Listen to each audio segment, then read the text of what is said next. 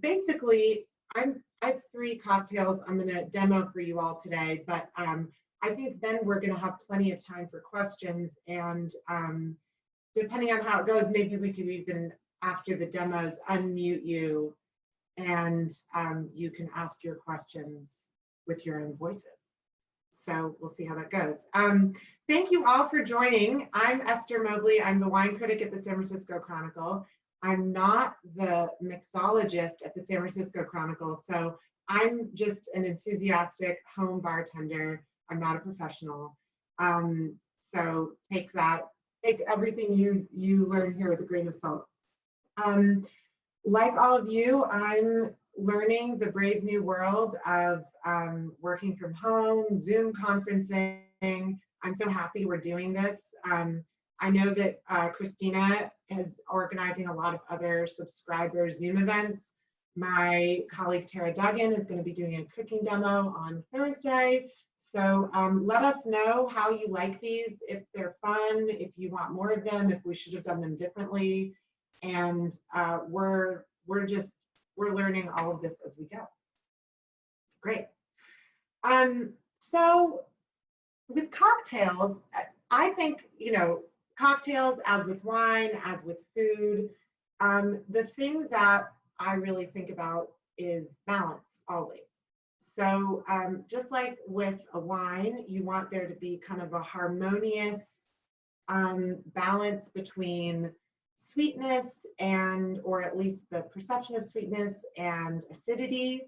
You want there to not be too much alcohol, but you want there to be enough weight that it doesn't just feel super, flabby and without texture. I mean, it's the same thing, thinking about a wine like a Riesling that maybe has so much acidity that you actually need to leave in a little bit of residual sugar so that it doesn't just take off your tooth enamel. I think of it like a lemonade. You can't just squeeze lemons into a glass and drink it. That's not pleasant. You need a little bit of sugar. And so with cocktails, similarly, it's, I think we can understand the building blocks of cocktails even more readily than we often can with a wine that we don't make ourselves or we didn't see made in front of us. And so similarly with cocktails, I think you want to think about a few different things when you're making them. You want some kind of balance between sweet and bitter, or sweet and tart, sweet and acidic. Those are the kinds of little stakes you need in your foundation. So often, those things can come in different forms. If you think about a classic cocktail like an old fashioned, really just 3 ingredients: the spirit, which is whiskey in the case of an old fashioned, some kind of sweetener, which in the case of an old fashioned is usually just a sugar cube, and then bitter. You want that, which in the case of an old fashioned is bitter. So you want that little kind of piquant bite to balance out the sweetness. In a Manhattan, you have your base spirit, again whiskey, and then in that case, the bitterness is the sweetness is sweet vermouth, and then again you'd have some kind of bitters.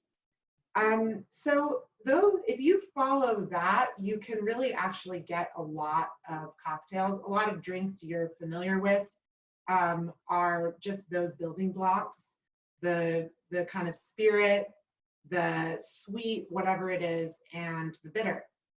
And just because there's some sweet element in a cocktail, of course, doesn't mean the drink will ultimately taste sweet. Far from it.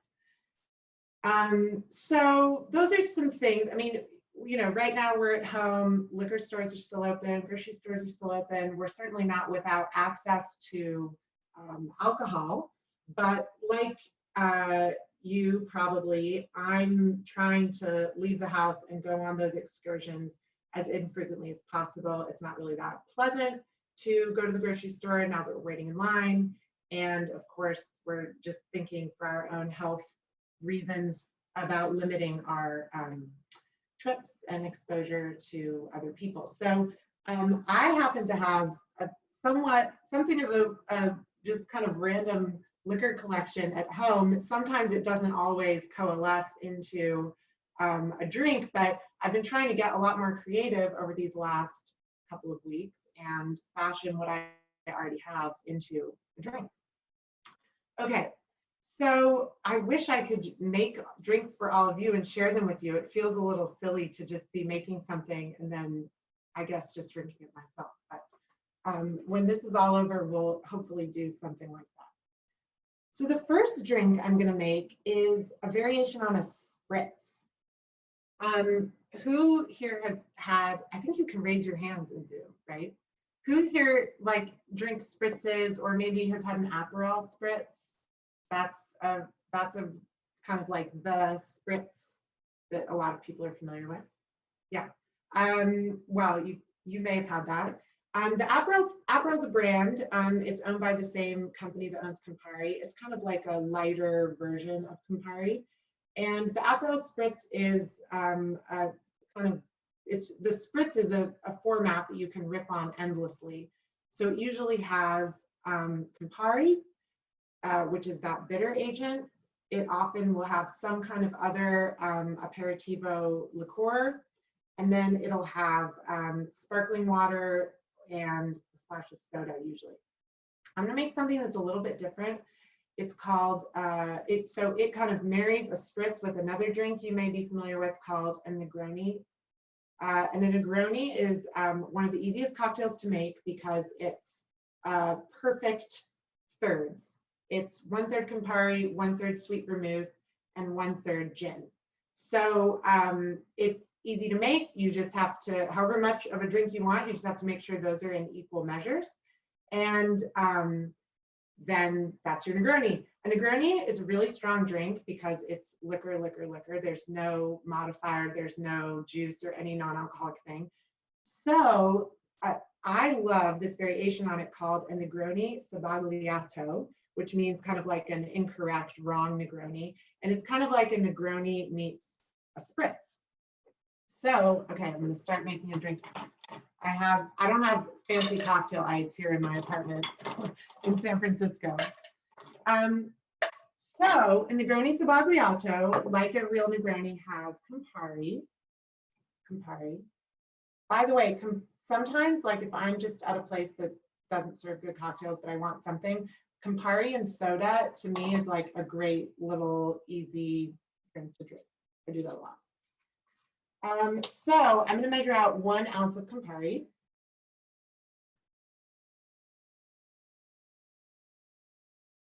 Normally I wouldn't actually measure it out, I would just pour it, but I'm trying to be precise for all of you.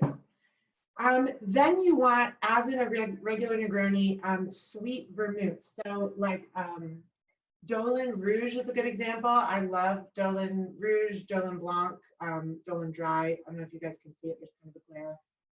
I'm actually not going to use that today. I'm going to use, this is a sweet red vermouth from Spain, from a winery called Casa Mariol. I bought this last weekend at the Spanish Table, which is this great little specialty Spanish food shop in my neighborhood in the inner Richmond. There's also one in Berkeley. And I love Spanish vermouth, but I was in there and the guy at the shop told me that the winemaker who makes this vermouth has died of the coronavirus. So I thought it was fitting to pour some as a tribute to him. So it's equal, as in a regular Negroni, it's equal parts of the Campari and the sweet vermouth. So I measured out one ounce of that. And now I'm just gonna stir this as it is.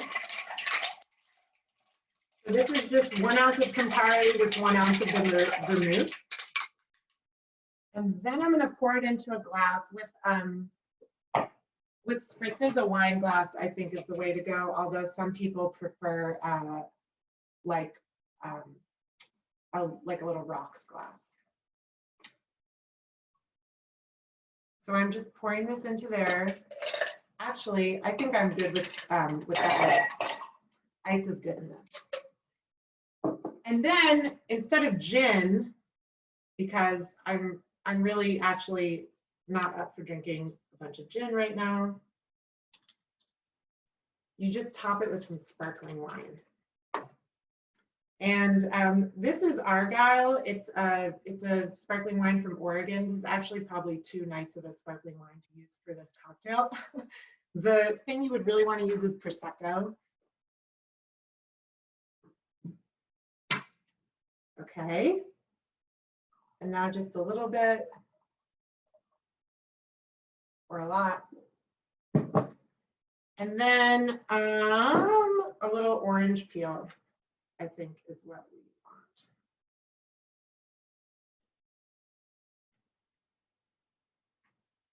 And you know, the key with citrus when you're adding a peel is you want to do what they call expressing the citrus. So don't just throw it in, but actually kind of squeeze it over, and you'll just tell from you can tell from smelling it. It's actually the oils are getting expressed. They're getting there, and then you'll often notice a bartender will rim the glass. I like that just because I like citrus.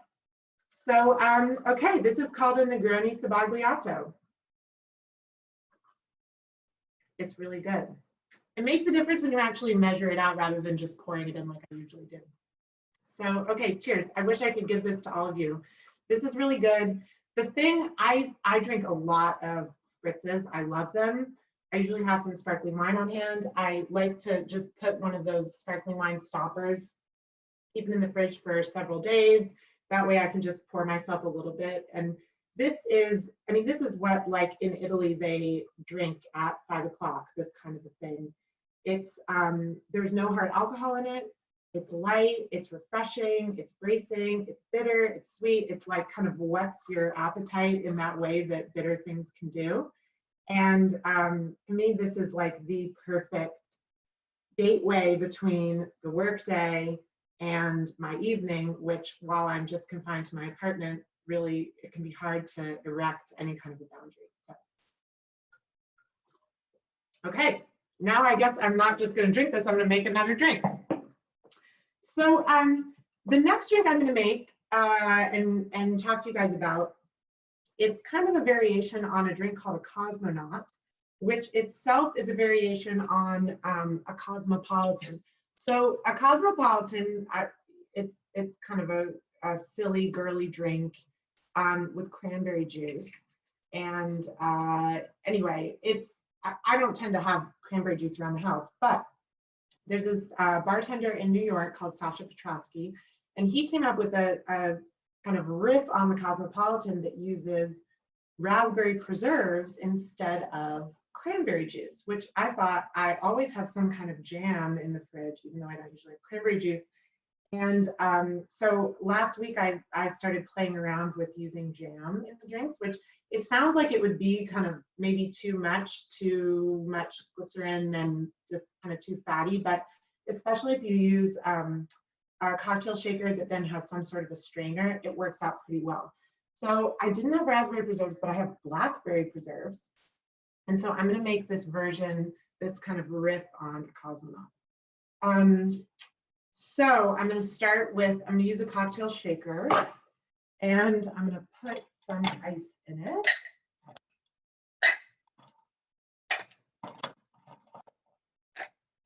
Then I'm going to get gin. Okay. I have a lot of gin options here. And the base to start with the gin here is 2 ounces.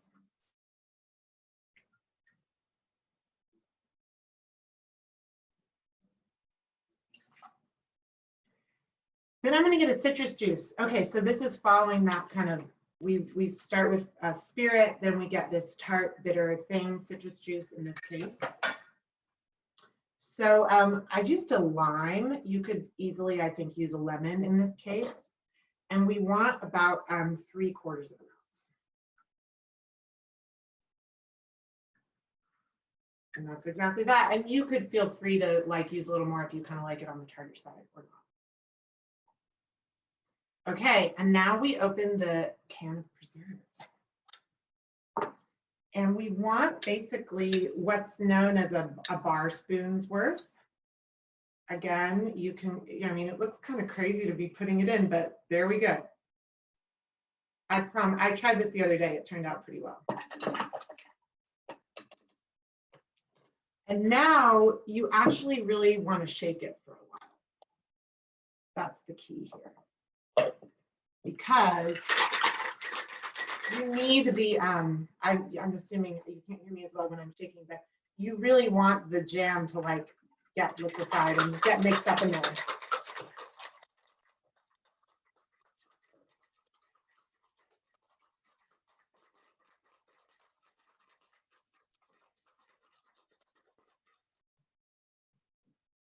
Okay, now look.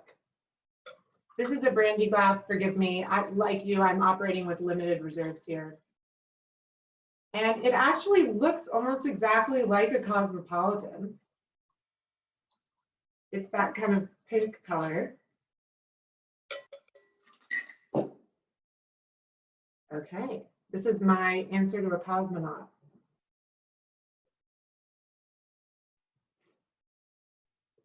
Okay, it does not taste very sweet.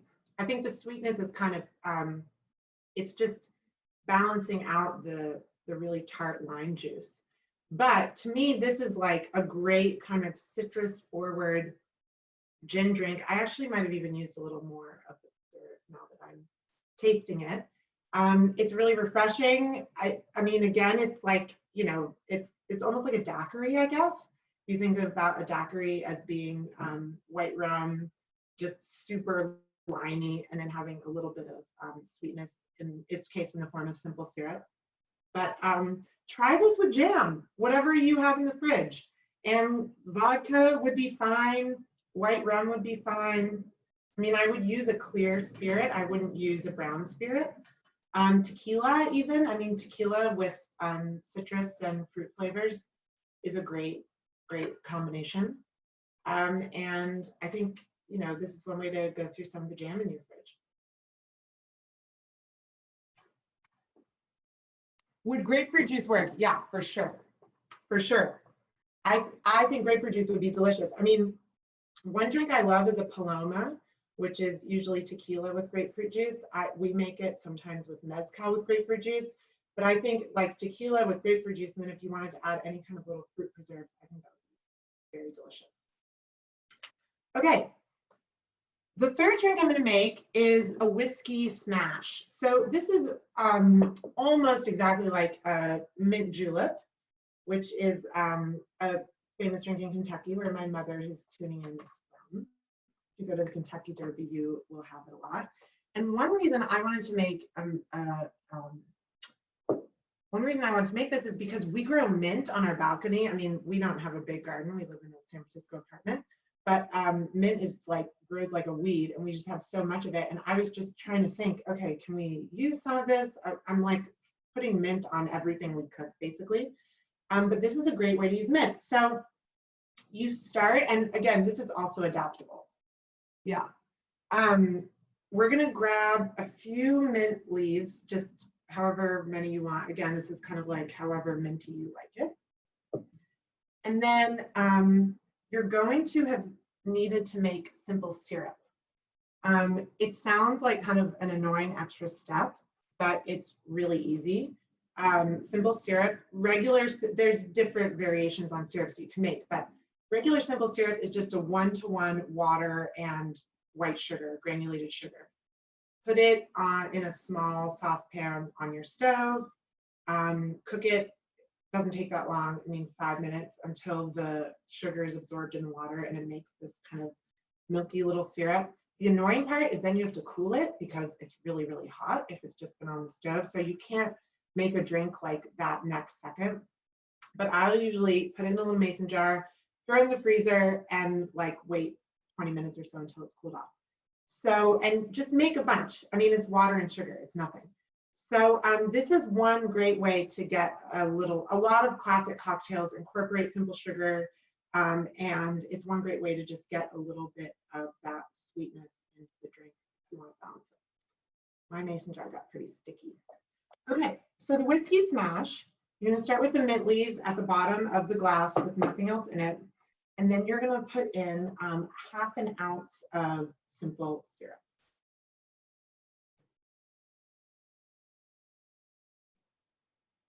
Okay, Now you muddle this. This is really fun. Like if you've ever seen anyone making a mojito, this is the muddling. I have this weird little muddling contraption. None of this is like professional grade equipment, by the way, people. So we're gonna muddle it for a little bit. You wanna just kind of get those mint leaves really, here, I'm gonna do some of these so you can potentially see. You really just want to kind of get in there, you know, maybe do it for 10, 15 seconds till the mint kind of leaves kind of break up a little bit. And then you want to get 2 little slices of lemon. Here's lemon.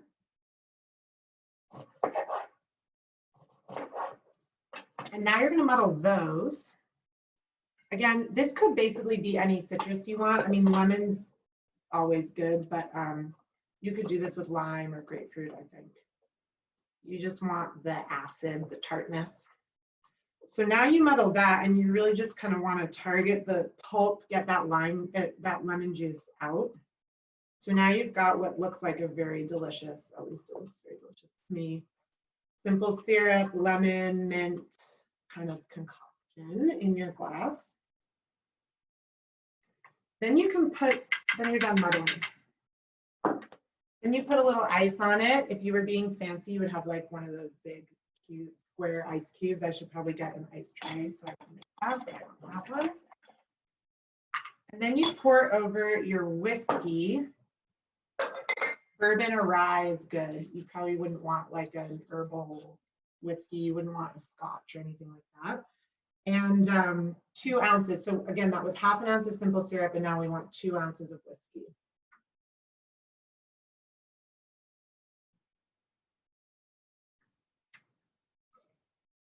You pour that over. You need bitters now because the lemon's not bitter enough. I like just kind of plain old Angostura bitters. But there's a lot of really great like fancy bitters out there today. You can buy citrus bitters. You can tell I like citrusy, acidic things. 2 dashes is probably good. And then we're just going to stir this really quickly. It's not going to take a lot.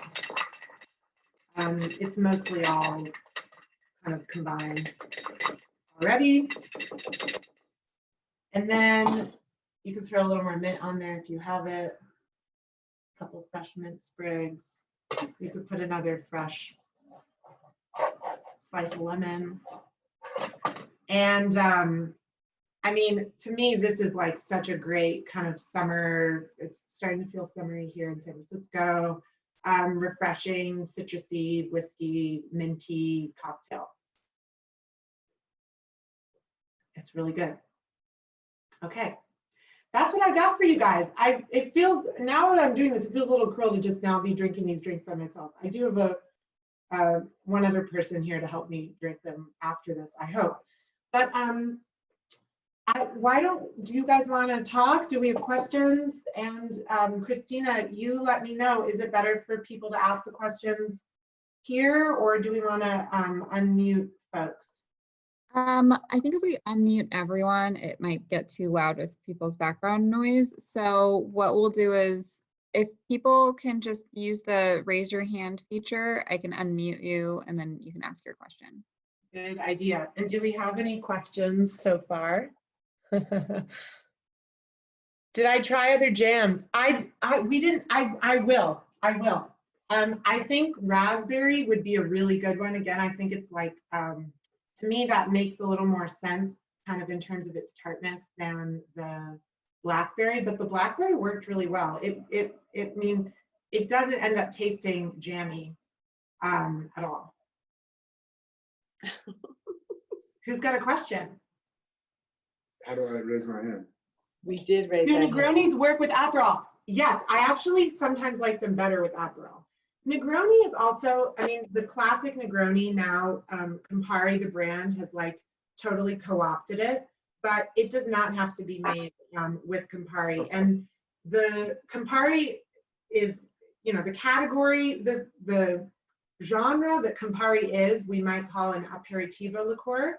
So Aperol is a version of that. It's lighter, it's lower in alcohol than Campari, but there's other versions that basically are interchangeable with it, like Cappelletti is one that I really like. There's one made here in the Bay Area by St. George Spirits in Alameda called Bruto Americano. So any of those kind of red, bitter, medicinal aperitivo liqueurs is a great thing to throw into a Negroni. And then of course, there's so many different gins you could use and so many different types of sweet red vermouth that you could use. But it's a blank slate really to mix and match with different types of brands. Esther, question. I love gin, but sadly, I really only bounce back between Tanqueray, Bombay, Sapphire. I was wondering if you might be able to recommend a couple good gins that are a little bit off the beaten path. Thank you. Thank you for the question. One of my favorite gins is Hendrick's. It's not off the beaten path really, but it's widely available. But it's infused with cucumber and rose. And I love that profile. I think it really shows in a lot of cocktails. And another gin I really like is Junipero, which is also a San Francisco gin. It's made by what used to be known as Anchor Distilling, what's now known as Hodling and Company, but over in Potrero Hill. And I think it's a really delicious, kind of delicate profile gin that I really like. You know, there's London dry style gins are kind of what's in vogue these days.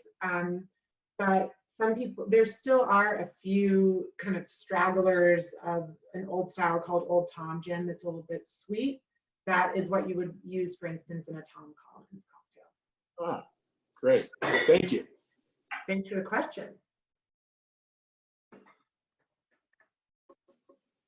Hey, Oh, I have a question. Do you have any recommendations for mezcal drinks or cocktails? Mezcal, yes. I love mezcal. And my fiance and I went to Oaxaca a couple years ago. We visited a mezcal distillery and it's called Real Minero. To me, this is like the best mezcal I've ever had. It's expensive. This is like over $100 a bottle, but worth every penny. It's really good. Okay. But there's a lot of other kind of utilitarian mezcals out on the market, like this one. Peloton de la Muerte is a really good one and a good value. I can't remember now exactly how much this costs, but this is kind of a good pinch hitter. So mezcal can basically be used wherever you would use tequila. So I love getting a mezcal margarita. As I said, I love a mezcal paloma. And those are two of my favorite ways to use mezcal. But I think anything like, I mean, I don't, at home, I wouldn't really probably make very many spicy drinks. I mean, maybe I should be, but I don't have like spicy liqueurs or things. But I think mezcal is just really good with citrus flavors in general. And I think you could kind of play with any of that. And especially like, I think if you had a citrus juice and then you added some kind of one of these bitter red liqueurs, I think that with mezcal would be really, really good. Awesome. Thank you. thanks so much.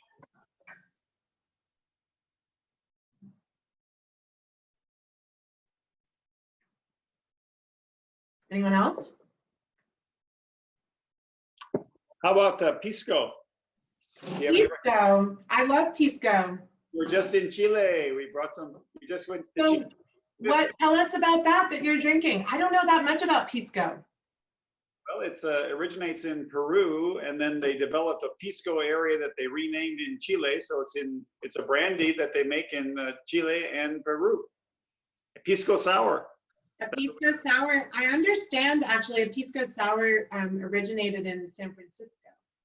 Really? San Francisco invention. Yeah, in the kind of old Barbary Coast days of North Beach. Okay, so Capel. I'm going to remember that. Is it available here or just? We have no idea. We brought it back from Chile. That's the way to do it. The Eclipse Special. Okay, that's awesome. Are you guys just drinking it straight or are you making Pisco sours? Sours, Yeah. Got a recipe off the internet for pisco sour. lemon juice, egg foam. Yeah, egg white. Egg white. Little egg white. Yeah.